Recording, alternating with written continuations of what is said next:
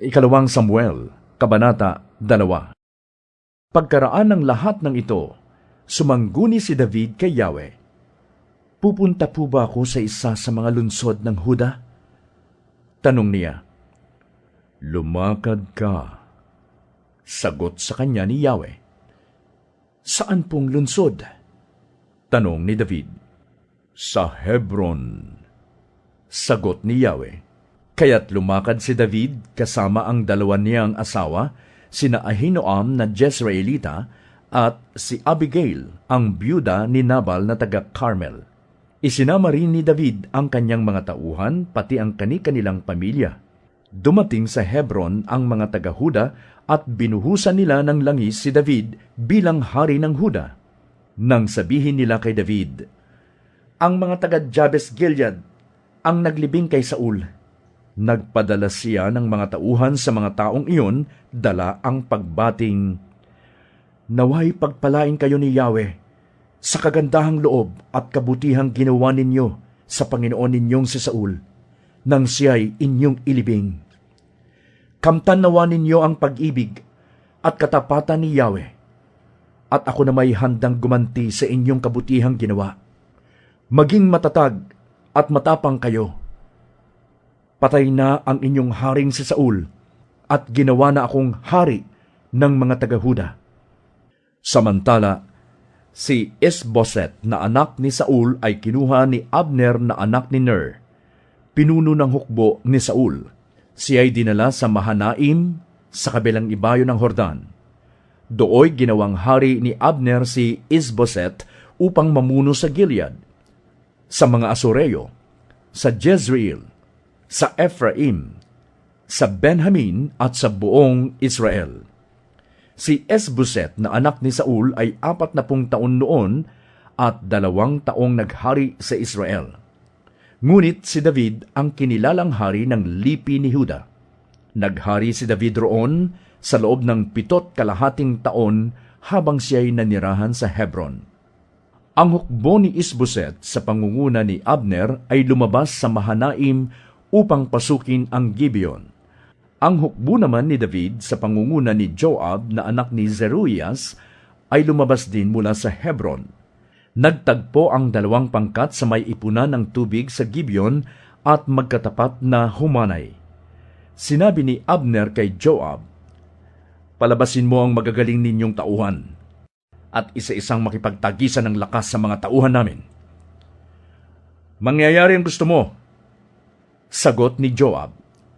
12 sa panig ni David ang isa-isang lumabas, at tinapatan naman ng 12 Benjaminita sa panig ni Isboset.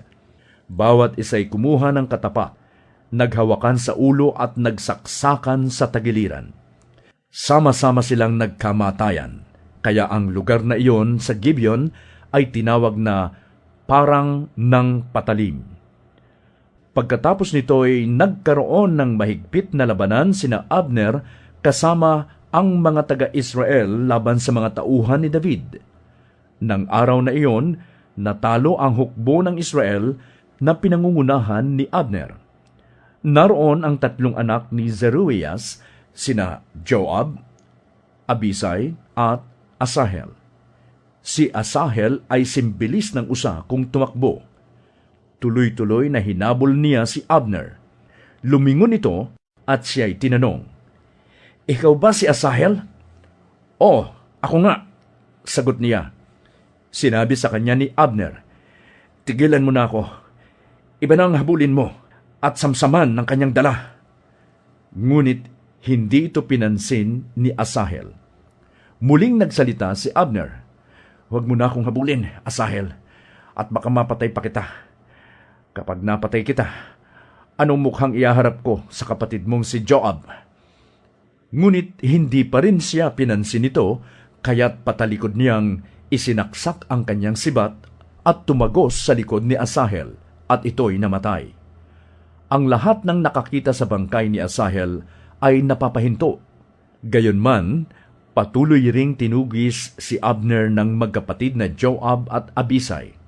Nang palubog na ang araw, narating nila ang burol ng ama tapat ng Giya sa daang patungo sa pastulan ng Gibeon. Ang mga Benjaminita ay pumanig kay Abner. Nagbuo sila ng isang pangkat at humanay sa ibabaw ng burol na iyon. Sumigaw si Abner kay Joab, "Itigil na natin ang patayang ito! Wala itong magandang ibubunga. Patigilin mo na ang iyong mga tauhan sa paghabol sa kanilang mga kamag-anak." Sumagot si Joab, "Saksi kong Diyos na buhay, kung hindi ka nagsalita, hindi ka nila titigilan hanggang umaga." Kaya't hinipan ni Joab ang trumpeta at ang lahat niyang tauhan ay huminto sa pagtugi sa hukbo ng Israel at huminto na ang kanilang labanan. Pagkatapos, si Abner at ang kanyang mga tauhay magdamag at hanggang tanghaling naglakad sa Araba. Tumawid sila ng Hordan hanggang sa makarating sa Mahanaim. Nagbalik naman si Joab at hindi na itinuloy ang paghabol kay Abner.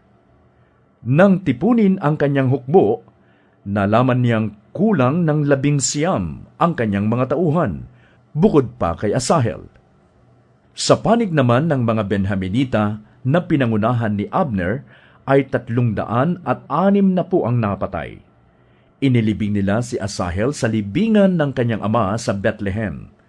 Magdamag na naglakad ang mga tauhan ni Joab at mag-uumaga na nang dumating sila sa Hebron.